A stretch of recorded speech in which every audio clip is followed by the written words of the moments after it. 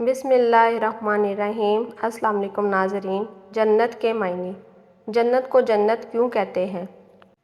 اس لیے کہ یہ مقام لوگوں کی نظروں سے اس دنیا میں پوشیدہ اور چھپا ہوا ہے، اور ان آنکھوں سے اس کو کوئی نہیں دیکھ سکتا، اور نہ کوئی شخص اپنے ان کانوں سے اس کی پوری حقیقت سن سکتا ہے۔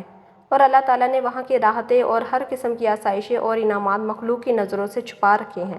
جنت کی لمبائی چوڑائی۔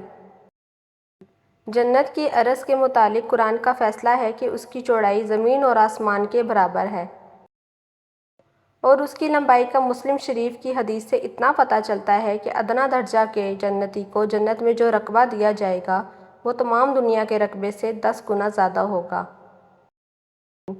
دوسری جگہ ارشاد ہے کہ جنت میں ایک درخت اتنا پھیلا ہوا ہے کہ اگر کوئی سوار اس کے سائے میں 100 سال تک چلے تو اس کا سایہ ختم نہ ہو، اور تمہاری کمان رکھنے کی جگہ مشرق و مغرب سے بہتر ہوگی۔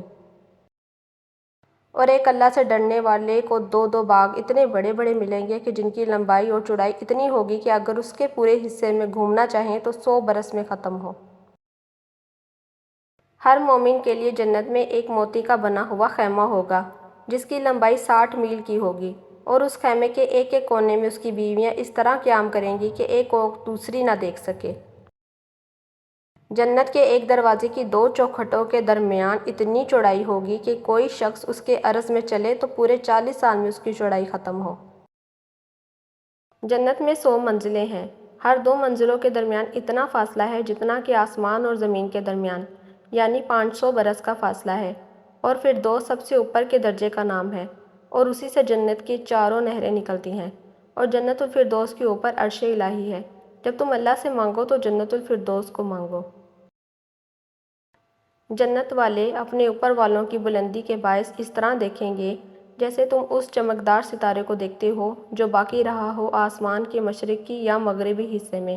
صحابہ رضی اللہ تعالیٰ عنہ نے عرض کیا، اللہ کے رسول صلی اللہ علیہ وآلہ وسلم، یہ تو پیغمبروں کی منزلیں ہیں، پیغمبروں کے سوا وہاں پر اور کون پہنچ سکتا ہے؟ آپ صلی اللہ علیہ وآلہ وسلم نے فرمایا، کیوں نہیں؟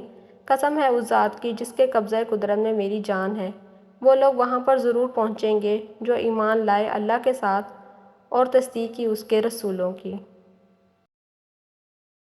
جنت میں 100 درجے ہیں، اور ایک ایک منزل اتنی بڑی ہے کہ اگر سارے جہان کے لوگ اس میں جمع ہو جائیں تو ان کے لیے وہی ایک درجہ کافی ہو جائے۔ اب سوال یہ ہے کہ اتنی بڑی جنت کہاں ہوگی؟